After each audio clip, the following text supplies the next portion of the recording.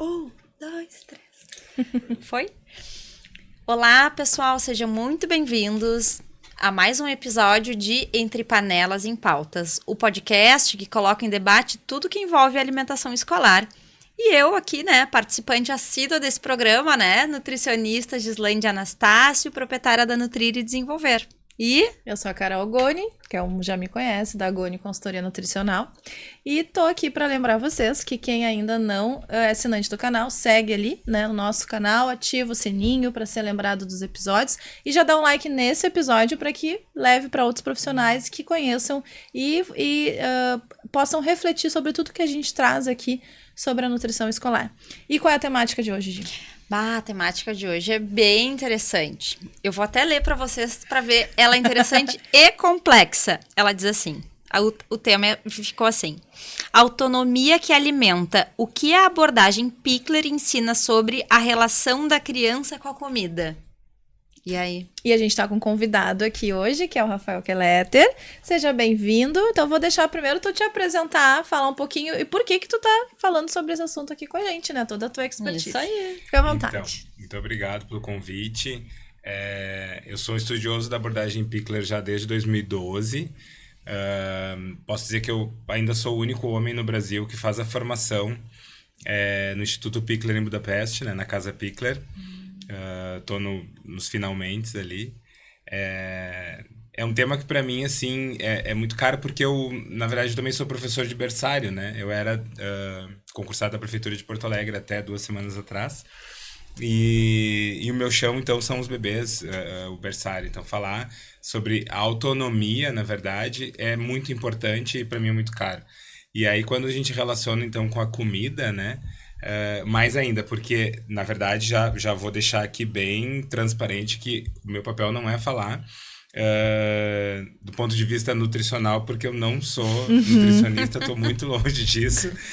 O meu papel é trazer como pedagógico, a alimentação como um ponto pedagógico na escola, que precisa, então, ser bem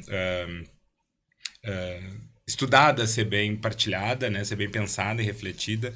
Então, eu venho dessa trajetória de 25 anos no magistério, os 25 anos na educação infantil, estudando. Eu fiz meu mestrado e a minha pesquisa foi sobre a autonomia dos bebês na creche, Estou no doutorado agora e sigo pesquisando, então, os bebês também no contexto de creche. Então, para mim é uma felicidade poder estar aqui e conversar sobre esse tema, E pra gente é uma honra, Um super estudioso, E não tem como a gente não falar de autonomia sem trazer a parte da alimentação, Principalmente bebês, Principalmente bebês, é uma honra mesmo. E como é que a gente vai começar? Eu acho que primeiro tem que contextualizar. A gente tem, assim, um público que nos assiste, que consome nosso conteúdo, é bem todo o ecossistema escolar. Então, temos nutricionistas, famílias, professores, diretores, e curiosos na área, fãs também. Os fãs, os parceiros, as parceiras, enfim. Então, a gente tem bastante gente que gosta de nos escutar e sabe que a gente sempre traz temáticas bem interessantes. Então, assim, para contextualizar, a gente falou, na abordagem Pickler. Acho que, em primeiro lugar, é a gente centralizar as pessoas. O que é essa abordagem? Por que tu falou um pouquinho, do teu currículo, assim. Mas o que é essa abordagem Pickler que a gente, às vezes, escuta, Abordar, a escola se inspira em Pickler. Mas quem é o tal do Pickler? Ou a Pickler, Acho que tu pode contextualizar pra gente primeiro. Claro. Então, só também para começar a contextualizar, eu sou professor de educação física, minha primeira formação. E depois eu me torno pedagogo, E muito da minha trajetória hoje, ela tem a ver com a abordagem. Porque, na verdade, a abordagem, quando ela atravessa a minha trajetória, ela não desconstrói a minha prática, porque eu não acredito em desconstrução de prática, eu acredito em ressignificação. Então, ela ressignifica a minha prática. Eu fazia coisas que hoje... eu vejo de uma outra perspectiva, e isso a abordagem me mostrou. E por que eu estou trazendo isso? Já para deixar nítido que, assim, a abordagem não é um método, uma metodologia, às vezes até se confunde um pouco com uma pedagogia, mas enfim, Eu prefiro ou filosofia Pickler ou abordagem Pickler, mas se vocês me perguntarem qual abordagem, né, eu trato como abordagem Pickler. É uma abordagem que surge lá nos anos 40, né? Na verdade, em 1946, a Pickler ela foi convidada. A Pickler era uma médica, ortopedista e pediatra, né? Então ela fez os estudos dela em Viena e ela observa muito essas questões da liberdade das crianças, do movimento livre, mas ela traz já uma coisa, e aí tem muito a ver com a questão de alimentação, já desde sempre, porque quando ela está no estágio, no hospital, ela diz uma coisa assim, ela diz, o professor dela, na verdade, juntos, né, eles dizem assim, a gente precisa criar um ambiente mais acolhedor para as crianças, né, do que um hospital, mas eles falando do hospital. E uma das coisas também que a gente precisa pensar é que, bom, a gente tendo essas crianças aqui, a gente precisa possibilitar bem-estar, conforto para elas. E aí, inclusive nos momentos de cuidado, principalmente nos momentos de cuidado. E aí tem uma frase que eles colocam que é assim, que a gente não deve dar nenhuma colherada a mais do que a criança possa comer. Então aqui a gente já começa a relação com a alimentação e a autonomia, né? Essa história de, por vezes, daí eu trago como educador físico, né? Essa coisa que a gente fala nas escolas às vezes para as crianças, de come que tu precisa crescer, come para crescer. E aí eu brinco, né? Tá, mas tem gente que tem 1,5 m, né? E não comeu, então. E essa pessoa não comeu? Ela ficou parada no tempo? Não, ela segue comendo. Então, eu não preciso comer para crescer, eu preciso comer para ter saúde, para estar saudável, né?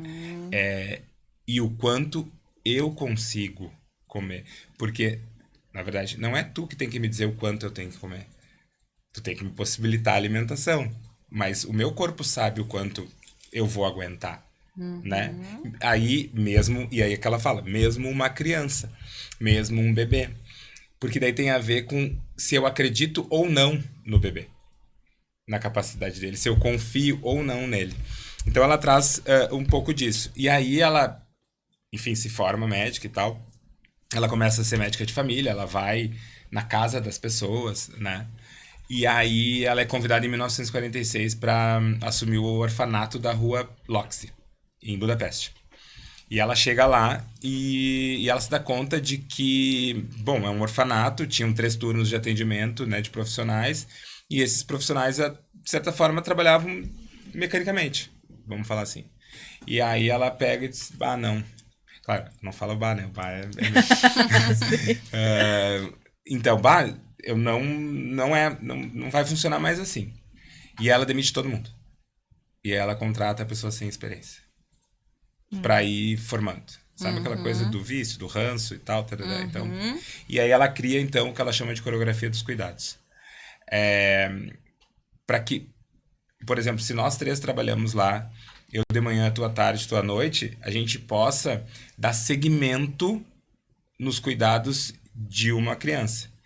Eu não vou fazer uma coisa, tu outra e tu outra. A gente vai fazer na mesma linha. Né? Então, um tom de voz baixo, um toque suave, é isso. Mais ou menos de uma mesma forma. É óbvio que tu vai ter a tua peculiaridade, tu e eu, enfim. Mas pensando no bem-estar do bebê, né? Da criança. Então, ela traz isso pro orfanato, assim, e aí, a partir daí, o pessoal começa... Opa, tem alguma coisa aqui que... Né? Aí tem gente que sai da França para ir lá entender esse funcionamento do abrigo. Por que esse orfanato, então, né, tava diferente? Alguma coisa tinha diferente. As crianças, sabe, elas tinham uma referência, elas tinham menos questões, assim, inclusive quando eram adotadas, né, de relação com os pais adotivos. Tinha alguma coisa que era diferenciada, né? E aí, então, a gente começa a perceber que, bom, o que está de diferente é o investimento que ela faz na relação, no respeito ao tempo das crianças. E aí, não só no movimento que a criança pode fazer por si, mas em tudo que ela pode fazer por si. inclusive nos momentos de alimentação, também conforme ela vai se desenvolvendo. Então, tem um estudo, um pensamento nesse sentido, assim, do que eu posso possibilitar para a criança na faixa etária em que ela está, para que ela seja autônoma.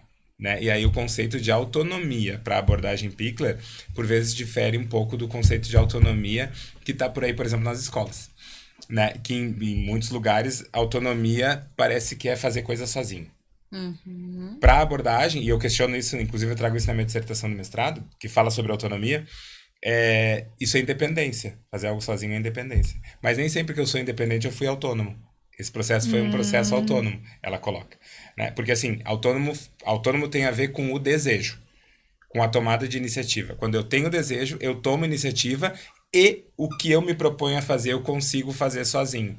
Porque já está no momento em que eu posso fazer sozinho. Então, por exemplo, no desenvolvimento. Um bebê, ele vai rolar. Ele vai rolar por ele mesmo.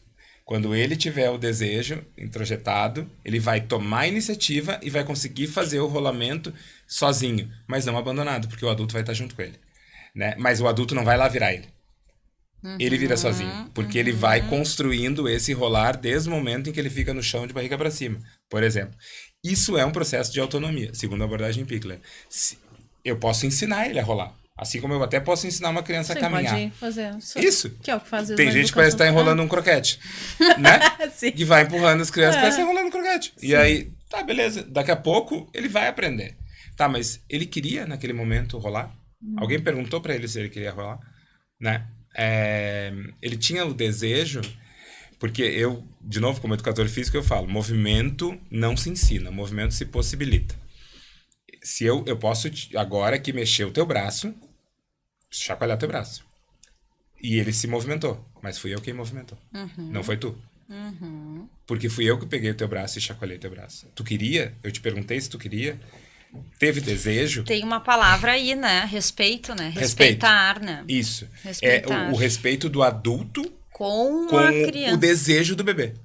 Entendeu? Ou seja, a gente tá falando em bebê porque a abordagem, ela tem uma questão de tempo, né? Então, também isso é uma das coisas que vem muito forte, e eu também, de certa forma, questiono um pouco na minha dissertação, porque assim, todo mundo fala que a abordagem Pickler é de 0 a 3. Mas aí eu pergunto, a autonomia acaba aos 3 anos? O cuidado acaba aos 3 anos? A abordagem não precisa acabar nos 3. Não, pode seguir dessa mesma forma. Porque na minha leitura, ela é relacional. Sim. E tanto é que tem gente já estudando a abordagem para trabalhar com idosos. Que legal, né? Para trabalhar com idosos, por exemplo. Por quê? Porque os cuidados aos idosos, eles são muito parecidos com os cuidados no início da vida. Idosos acamados, vamos por exemplo. Legal. Tem troca de fralda. Como é que tu troca essa fralda do idoso? Como é que tu te aproxima? Como é que tu alimenta o idoso que tá acamado, que não pode se alimentar? Né? Então, se a gente parar pra pensar, praticamente da mesma forma que um bebê. Então, eu posso tirar daqui e levar pra cá. Né? Então, eu sempre digo, ela é uma abordagem que fala sobre o 0 a 3, porque a Pickler, como alguém que estudava o desenvolvimento, ela coloca, neste período é que acontecem as maiores transformações e mudanças no corpo da gente. A gente começa a caminhar, a gente começa a falar, a gente começa a se movimentar. Sim, vão entrar outras abordagens ou pedagogias junto a partir dessa idade, mas não precisa deixar de considerar é que ela fala que tudo que tu vai carregar pro resto da vida acontece de 0 a 3. Né? Eu tenho uma professora, a professora Silvia Nabinger, que é a presidente da Associação Pickler, que ela diz, a infância é uma etapa da nossa vida, mas que a gente leva pro resto da vida. Né? Então, é por isso que se fala do 0 a 3, mas não que ela seja só... Eu dou aula em faculdade, na pedagogia, na graduação e na pós-graduação. Eu utilizo com as minhas estudantes a abordagem Pickler, por exemplo, no respeito, né? Na forma de se relacionar, na questão de possibilitar autonomia para elas decidirem o curso e percurso da disciplina, por exemplo. Né? Então, a gente pode ir adaptando também isso, assim, pro dia a dia. Tu sabe que essa abordagem me marcou, assim, bastante no minha forma de ver, né?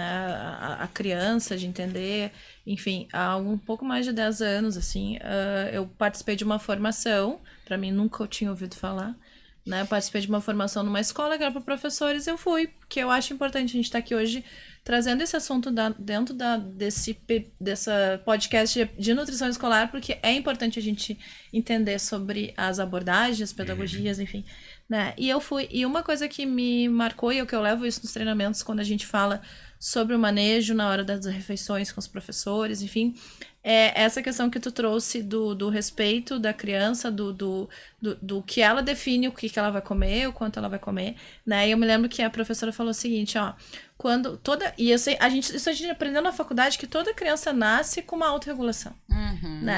E daí essa professora que trouxe essa abordagem disse, a gente já começa a perder a autorregulação lá quando a gente começa a introdução alimentar.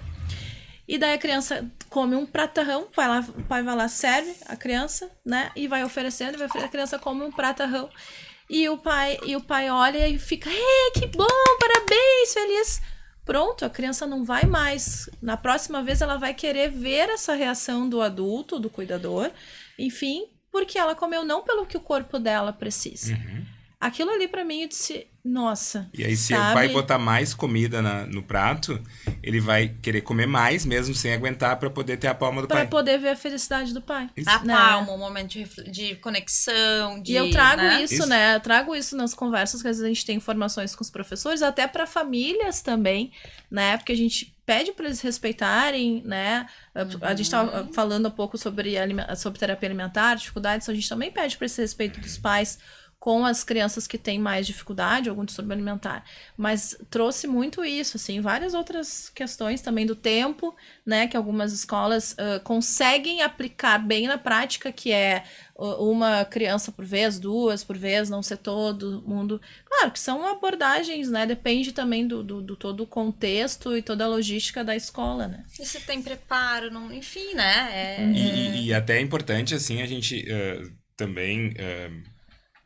deixar nítido aqui que, assim, nós não estamos falando de distúrbios alimentares nesse sentido, né? Porque, tipo, eu não sou da clínica, eu sou pedagogo. Então, eu nem saberia te dizer, porque eu teria que ver, na verdade, como que eu posso me auxiliar dos conceitos da abordagem para trabalhar com alguma criança que tem distúrbio alimentar. Nós estamos falando em tese de uma criança que não tem esse distúrbio alimentar. Sim. Né? Que vai para a escola, mas que daqui a pouco, ela não gosta de beterraba. E aí eu digo, tá, mas tem um monte de gente que não gosta de beterraba e tá vivo. Né? Então... me parece que não é condicionante da vida comer beterraba. De novo, não estou entrando no mérito nutricional. Sim, claro. Não é isso. Estou falando do ponto de vista relacional.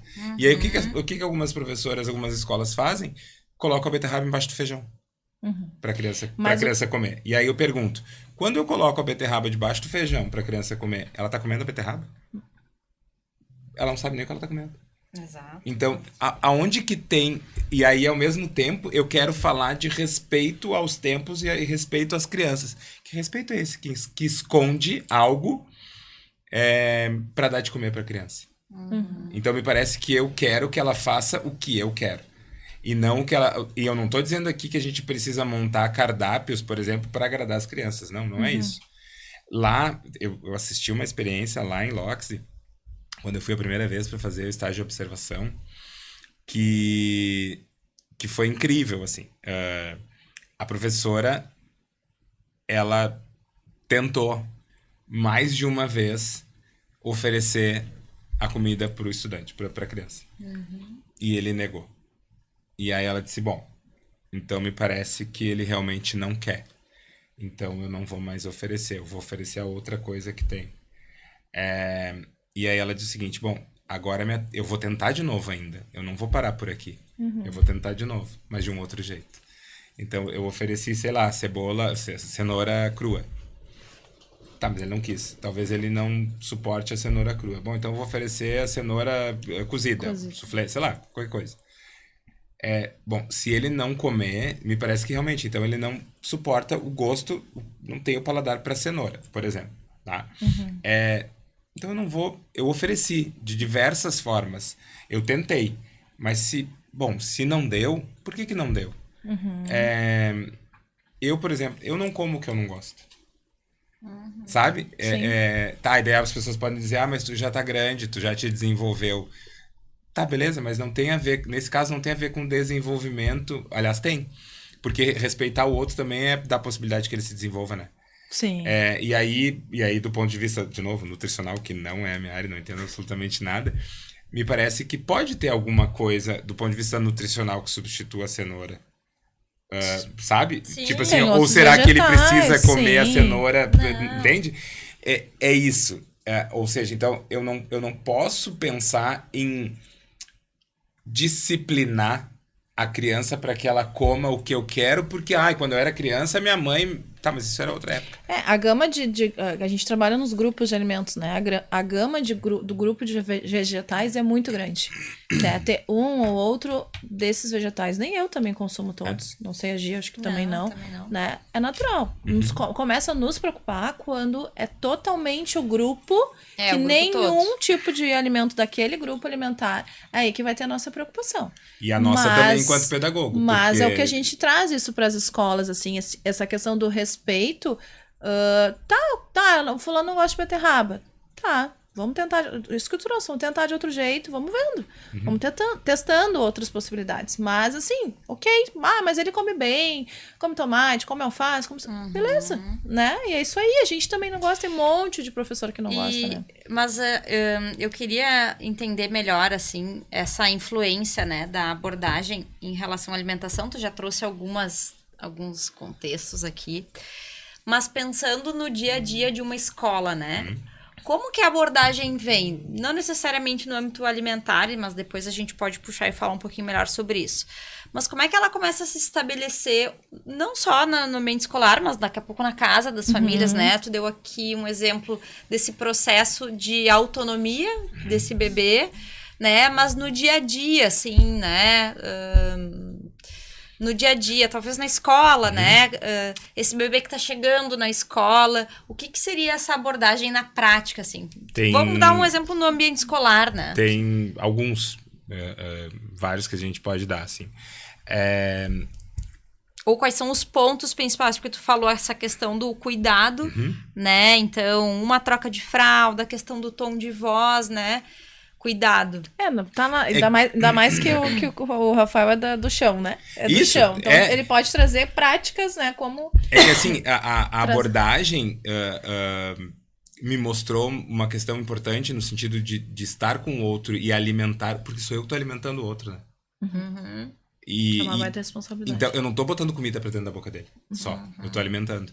E quando eu tô alimentando, inclusive, eu tô ensinando ele a comer. Porque a forma como eu vou alimentar ele vai fazer depois com que ele se alimente. Tanto é que eu digo isso sempre. Nos berçários, a gente tem, às vezes, 5 bebês na frente de uma professora que tá alimentando os 5 ao mesmo tempo, assim, ó. Tum, tum, tum, tum, tum, tum. Isso é alimentação? Isso é processo de alimentação? O que tu tá deixando aí pra criança? E aí eu entendo. Porque todo mundo diz assim, a gente não tem RH, a gente não tem tempo, não tem porque não vem a alimentação como pedagógico.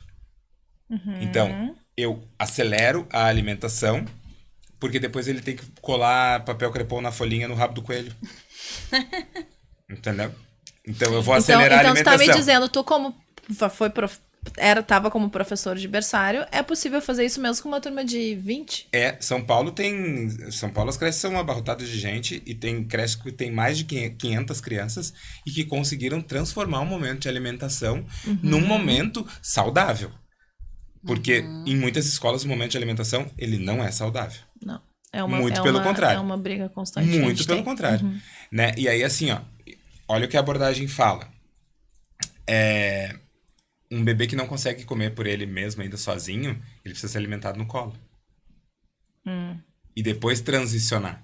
Elas colocam assim, ó, que, bom, para um bebê sentar à mesa com a família, por exemplo, ele vai sentar à mesa com a família quando ele tiver autonomia e conseguir comer sozinho. Porque senão, sabe o que acontece? Convido vocês pra ir lá na minha casa. Tá? Tô convidando vocês pra ir na minha casa. Pra gente conversar. Pra gente socializar. Só que eu tenho um bebê. E aí, eu coloco esse bebê na mesa junto. E eu não dou mais atenção pra vocês. Porque eu tô alimentando esse bebê. Ou eu dou atenção pra vocês, ou eu alimento o bebê. Diferente, daí ela disse, bom, beleza, eu posso ter uma escolha. Ou eu alimento o bebê antes, socializo com vocês, ou alimento o bebê depois, socializo antes com vocês. Pra eu dar atenção. Porque eu preciso dar atenção pro bebê que eu tô alimentando. Mas eu também preciso dar atenção pros meus convidados. Né? Então, como é que eu vou conseguir, de fato...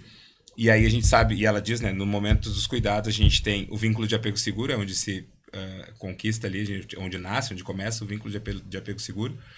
Como é que eu vou querer que um bebê confie em mim, uma criança confie em mim, se eu tô uma hora dando uma colherada pra ti e quando ela acha que eu vou dar a segunda, porque ela tá me olhando e eu tô olhando, eu vou lá e alimento ela. E aí tu diz, putz, tu me deixou aqui, eu tava tanto confiando em ti, pois agora eu não vou mais confiar em ti, porque tu falar alimentar a outra. E aí a outra pensa a mesma coisa. Agora ele volta. Ou seja... Que loucura, né? Até me deu uma coisa agora isso daí. Eu tô falando... Porque assim, ó, a gente precisa lembrar que o bebê e a criança tá em formação psíquica, né?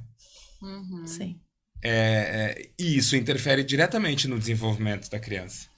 Né? Como é que eu consigo... E aí algumas pessoas podem me perguntar, então dá a fórmula. Não, eu não sei. Sabe por quê? Porque na tua escola é uma coisa, na tua escola é diferente.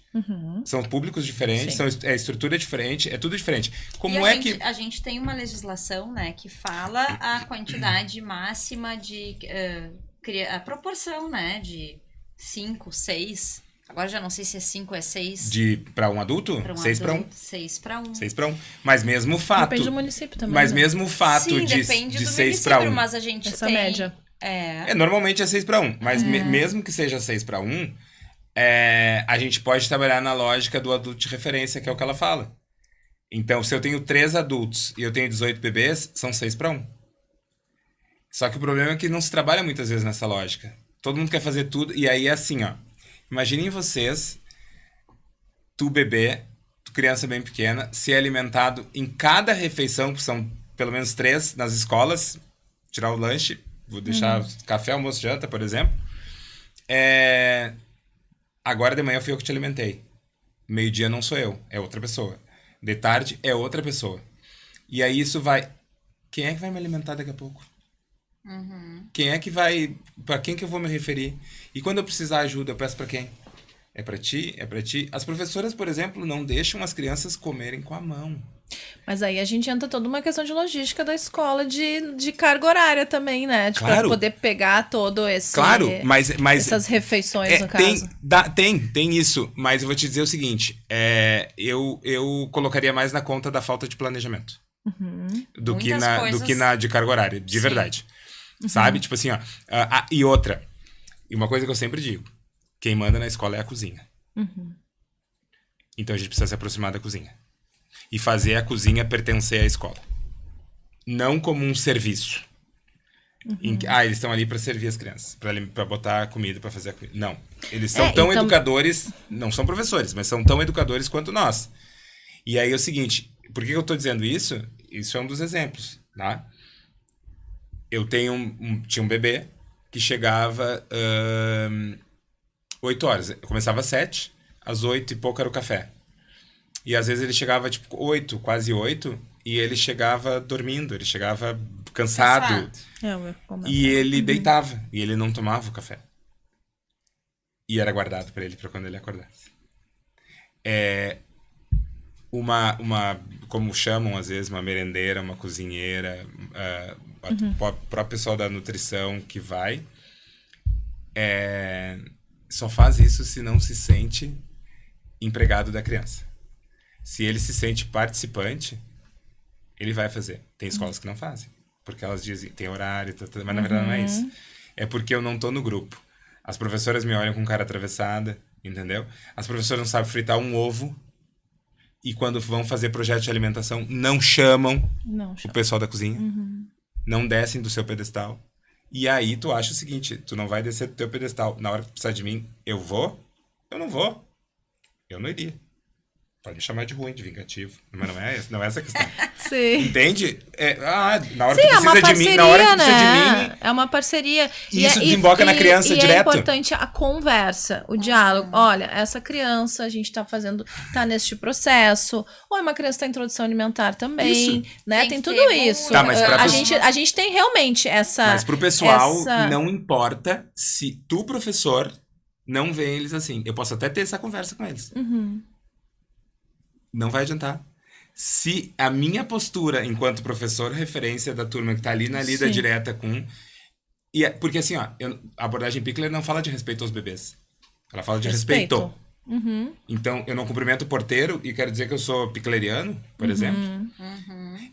Todas as escolas, todas, sem mentira nenhuma, que eu chego, que eu vou trabalhar, mas é direto eu vou na cozinha. Mas direto. Mas é a primeira coisa que eu faço. Só. E não é pra comer. Pra saber que horas vai ser.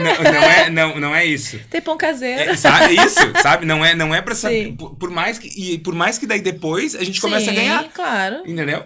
Mas tipo assim, mas não é essa a proposta. parceria, A proposta né? é pra mostrar pra eles que da mesma forma que eu sou responsável pelo desenvolvimento dessas crianças na escola, eles também são. Né? Mas se eles não se acharem, o pessoal da higienização também, gente, é a mesma coisa. Sim. Entendeu? Eles não são empregados pra limpar a sujeira. Depende do outro, não É isso. adianta, né? Mas trazendo a questão da alimentação, né? Então, hoje, a abordagem Pickler, ela recomenda que seja, então, uma criança por vez, ou trazendo até aquilo que e tu assim, trouxe. ó, Ou tentar trazer de uma forma que mantenha uma conexão, Isso. um respeito, Isso. um Dentro da momento. realidade brasileira. Sim. Porque assim, aí tu falou em inspiração lá no início, né? Eu não sou fanático pela abordagem. Eu sou encantado. Porque o fanatismo nos cega, né? Então eu não sou fanático mesmo pela abordagem. Eu sou encantado. Eu não posso ir lá, estudar e querer trazer pra cá tal qual é lá. Sim, não que vai é dar. outra realidade. Por isso que a gente fala em inspiração e por isso que eu bato na tecla de que não existe Abordagem. nenhuma escola picleriana no Brasil. Só existe uma escola picleriana no mundo, em Budapeste. Existem escolas que se inspiram na abordagem Pickler. E aí, a partir do momento que tu tá falando em inspiração, o que é possível fazer na tua realidade com a inspiração que tu tá tendo? Né? A gente tem um ideal, que é numa alimentação 1 para 1. Mas esse ideal, como é que eu torno ele possível e real? Eu tenho que trabalhar no real. Né? Considerando a tua prática, o que é o real pra ti. O meu ideal seria alimentar uma criança no colo, uma de cada vez. Hoje, por exemplo, eu tenho... já fiz práticas, por exemplo, assim, de ter crianças que precisam de se alimentar. Então, a gente vê quem é que precisa ser alimentado, que ainda depende da gente para se alimentar. A gente pode fazer uma escala de quem a gente alimenta primeiro. Bom, a gente alimenta esses primeiro. Deixa os que já têm mais autonomia para se alimentarem depois. O que às vezes me parece que é problemático e aí trevoso na alimentação é, por exemplo, a gente querer alimentar todas as crianças ao mesmo tempo. Seja na sala ou seja no refeitório. Tanto na sala como no refeitório. Porque eu fico pensando assim, a pedagogia ela nos coloca pra gente fazer agora propostas em pequenos grupos com as crianças. Vocês não ouvem falar das práticas pedagógicas? Sim. Mas a alimentação não é uma prática pedagógica? E por que tem que ser todo mundo junto? E até tu trouxe a questão refeitório, sala, tá? A gente tem uma... A gente Veio vai agora. agora me sentindo na guerra. Considerando a abordagem picleriana, o que seria o ideal? Pensando só nisso, né? Não envolvendo questão de higienização, logística, enfim. O que seria o ideal? No ambiente que a criança já tá ali inserida, segura, ou levá-la Ir pro pro refeitório. refeitório, pra cadeirinha, boa. pra cadeira, às vezes. Eu gosto muito de refeitório a partir do maternal 2. Maternal 2, 3 anos ali. Do maternal 2, perdão. Beijo, Do B2. maternal 1. Tá, 2 anos. 2 anos, eu- a partir de 2. Eu gosto muito da ideia de ele poder alimentar B1 e B2 no berçário. Mas se, por exemplo, tiver que tirar o B2, que se tire lá quase no final do ano. Por quê? Se nós estamos falando que o bebê precisa de estabilidade, Sim. essa simples troca de local, porque, por exemplo, nem sempre ele vai para o refeitório e come na mesma mesa. não come no mesmo lugar. Nem sempre ele come só Ah, a daí a gente turminha vai entrar dele. numa E coisa tem- que daí tem Come assim, tem uns que é os outros- cadeirões, tem outros que é aquela parede, assim. Daí, Isso, mas mesmo na sala, né? mesmo na sala, na mas, sala às vezes também no pode refeitório. Mas vou te Sim. dizer o seguinte, quer ver, por exemplo, e daí de novo, por isso que eu não sou fanático, tá? Quando eu cheguei na minha turma de berçário na prefeitura, a primeira escola, eu super falava dos cadeirões, né? Mal. Que nunca, que eu... A eu- escola tinha. Na hora que eu cheguei, tinha 6 na parede. E aí eu, eu odeio cadeirão. Mas dorme com esse barulho, né? Eu tiro os cadeirão e boto eles aonde? Tá? E aí mas aí o que que eu fiz? Eu não posso botar eles no cadeirão, por exemplo, e deixar eles sozinhos ali, porque o cadeirão não favorece a autonomia em nada. Sim. Mas eu consigo trabalhar daí, trazer do ideal pro real, quando eu tô com duas crianças aqui na minha frente, tá? Pode parecer paradoxal o que eu falei lá de antes, né?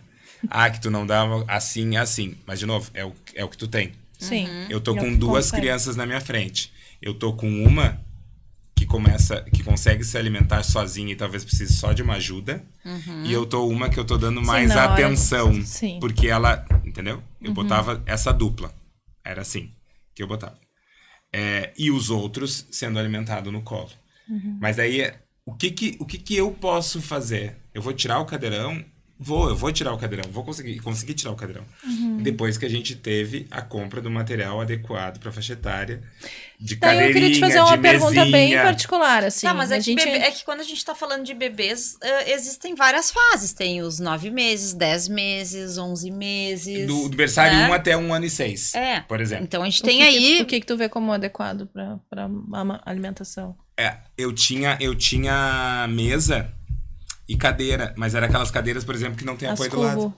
Ah, sem Se apoio. for uma cadeira cubo e o bebê já tá sentando, porque olha só, como é que eu vou botar um bebê numa cadeira cubo se ele nem senta ainda? Pois é, porque Então, foi uma recomendação da Secretaria de Educação em algumas escolas que a gente atende. Mas aí Cadeira cubo. Mas aí a criança tá aqui, ó. isso. Tá aqui Ela assim, não ó, vai não cair, é o momento, ela não é o tem momento. gente que bota cinto daí nas crianças na cadeira. Daí perde todo sentido a cadeira cubo. né? Mas é bizarro, mas bota, Sim. entendeu? Então, tipo assim, como é que... E aí eu fico pensando, Mas como é tu existem- te alimentar com um cinto? Mas existem várias cadeirinhas menores que tem, né? O coisinha aqui do lado.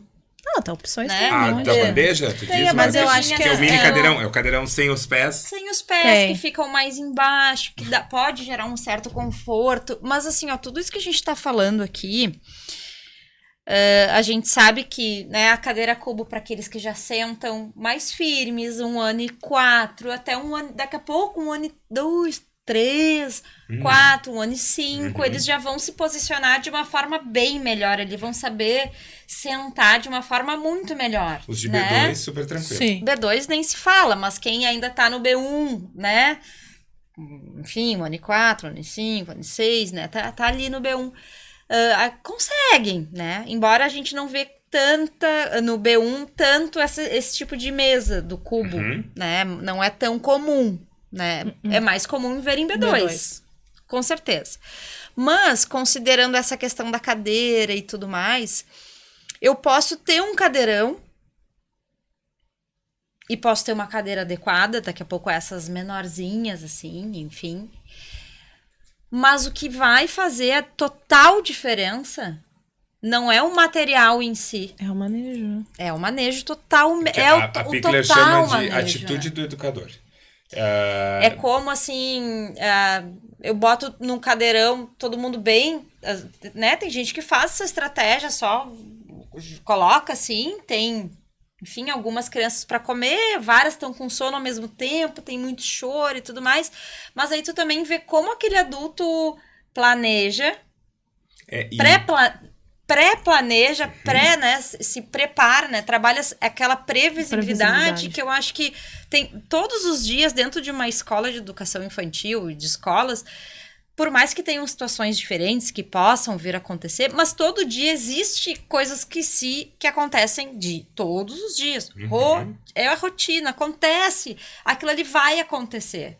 O que eu acho que muitas vezes falta é o momento de parar numa formação, num momento de reflexão e trazer como a gente pode deixar esse momento mais humano, mais acolhedor, mais não vai, às vezes não vai dar para ser 1 para 1, mas como trazer isso de uma forma que fique mais humana e não processo, no e não mais no berçário 1 eu vou defender que dá para ser.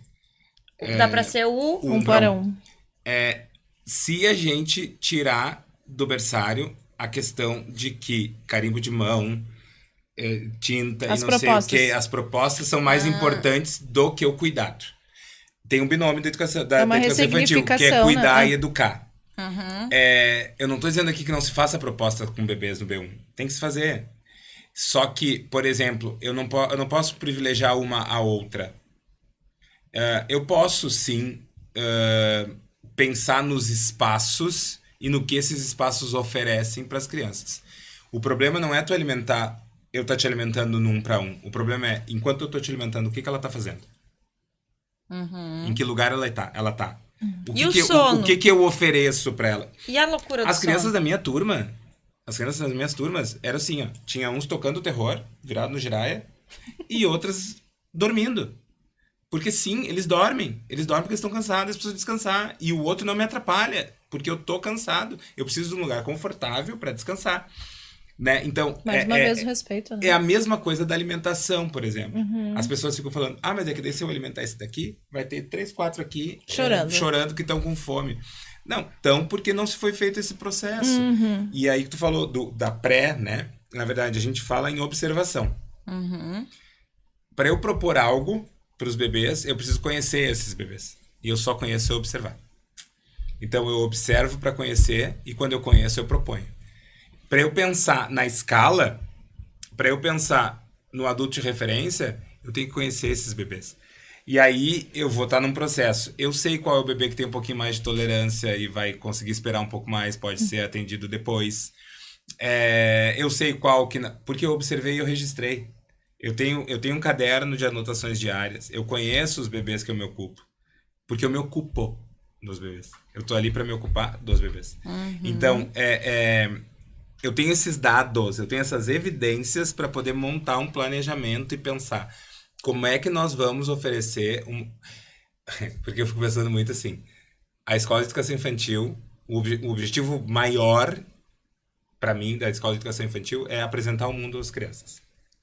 Que mundo que eu tô apresentando para essas crianças? E ao mesmo tempo tem a pergunta do milhão, né? Como ser singular no coletivo? E por isso que não é fácil ser professor de educação infantil. Não, é fácil ser profissional de escola, né? Quando a gente pensa essa pergunta como do é milhão, singular, né? Como é ser singular no coletivo? Porque sim, eu tenho que pensar na singularidade. Eu tenho que pensar que te alimentar é diferente de te alimentar.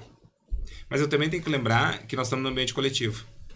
Eu não posso te privilegiar a ela, porque nós estamos num ambiente coletivo. Mas eu preciso te respeitar e te respeitar. E como que eu faço isso? Agora deu um nó. E aí, o que nós vamos fazer? Vocês entendem? E que nós não estamos falando da comida.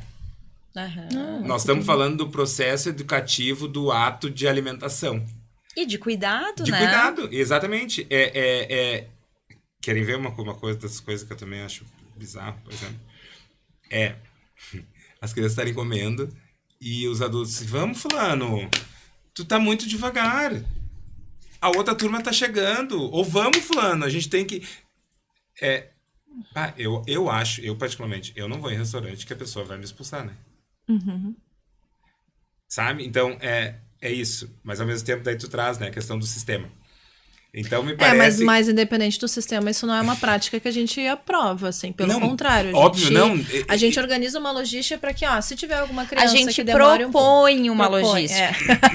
A gente tenta organizar, né? Mas eu acho que tem que ajudar a organizar, entendeu? Eu acho que não uma logística não precisa... que nessas situações, uma criança que demora um pouquinho mais para comer e tal, que não tenha essa fala, né? E que daqui a pouco tenha uma pessoa que os outros vão indo, fazendo a higienização, enfim, e essa pessoa fica com essa criança, ou até às vezes a tia da cozinha também. Eu tinha um bebê na sala. Na sala é menos complexo, né? Sim, porque tem teoricamente o tempo, né? E o espaço ele tá reduzido, né? Ele tá circunscrito, né? Ele tá nas paredes ali, né? fecha a porta, o bebê não vai fugir. Sim. No refeitório, nas escolas públicas, por exemplo, refeitório aberto, aí já é um pouco mais complicado. Eu tinha uma bebê, por exemplo, que ela demorava uns 40 minutos pra comer, pra almoçar. Era uma fofa, assim. Esses tempos eu falo. Ela comia bem no tempo dela, que nem eu digo, no tempo do artista. Ela comia, entendeu? Ela vai... eu tava sentado do lado dela, outros já fazendo a higienização, outros já se encaminhando pra dormir, outros que não queriam dormir. E ela comendo com vontade, será? O quê? Bem tranquila. E aqui, sem pressa. E olhava, tipo assim, tô comendo. Sabe? Tipo assim, tu via... Faceira, tranquila, bem. Sabe aquela coisa assim, não vou interpretar que ela tava feliz. Sim, mas assim, parecia que tava tudo bem, tava confortável. Ela tava no momento dela. Entendeu? Tipo assim, e ela olhava e ela sabia... conseguir fazer essa leitura, né? E ela sabia que as pessoas estavam respeitando ela. E ela não era aquela coisa tipo, eu vou comer demorado pra desorganizar entendeu? Não. Eu tô comendo porque me é permitido comer assim. E dá gosto de ver. Sabe? Dá gosto de ver, porque daí de fato ela tá se alimentando. Entende? Eu fico pensando, como deve ser, se a gente for fazer uma pesquisa científica, por exemplo, uma criança que é alimentada na velocidade da luz e uma criança que é dado tempo para ela se alimentar no tempo dela. Eu acredito que a gente já teria menos crianças com dificuldade. Com ansiedade, com compulsão, com patologias da oralidade. A gente aqui circula em escolas diferentes. A gente vê escolas inspiradas em abordagem picleriana e escolas que nem sabem que existem, né? E é bem o que tu falou, assim, é lindo de ver quando eu já passei por escolas que tinham o berçário na hora, pelo menos na hora da alimentação, que era onde eu observava, era dessa forma, sabe? É lindo. É lindo de ver, as crianças comem bem, né? E aquela bagunça toda bonitinha, né? Claro, não é a gente que limpa depois. Mas, enfim, é lindo de eles comem com aquela vontade, com aquela autonomia, sabe? Ao passo que é triste tu ver, por exemplo, uma criança que tá num processo de alimentação, de autonomia da alimentação, que ela tá começando a utilizar o talher por ela mesma, e aí ela pega com a colher, só que ela não consegue botar tudo na colher, porque ela ainda não tem o manejo certo. E ela vai com a mão, ou ela pega, e aí, fulana, tu não pode mais usar a mão, tu já é grandinha. E aí eu pergunto, grandinha o quanto? 2 anos. Oi? Como que ela é grandinha? 3 anos. Como que ela é grandinha? Tu já tá uma mocinha. Eu tenho pavor que chame criança de moça, né? E guri de moço. Porque moço e moça namoram, né? E criança não namora. Então, tipo, sabe? São essas relações, é esse trato, as palavras que tu vai usar, a forma que tu vai olhar pra uma criança, o tanto que tu vai apressar, o tom de voz, o tanto que tu vai apressar ela pra ela comer ou não comer, o tanto que tu vai obrigar ela a fazer algo que ela ainda... Não é nem que ela não queira. Que ela não dá conta. Não consegue. Só que os adultos não conseguem entender que as crianças não fazem porque elas não querem ou porque elas querem, tipo, birra com a gente. Elas não dão conta ainda, gente. E é por causa disso que a gente tem cada vez mais bebês indo pra terapia alimentar, né? Porque não conseguem comer, não conseguem sentir o sabor ou o alimento, a textura do alimento, já desde bebê já não consegue comer nenhum tipo de alimento. Agora, como foi introduzido isso já de bebê, a gente tem, não sei se tem nas tuas escolas, mas né? Por que tem várias crianças, conforme o tratamento que se dá, né? Por que tu vê várias crianças na escola, os pais falando, mas em casa ela não come assim, em casa ela não come isso.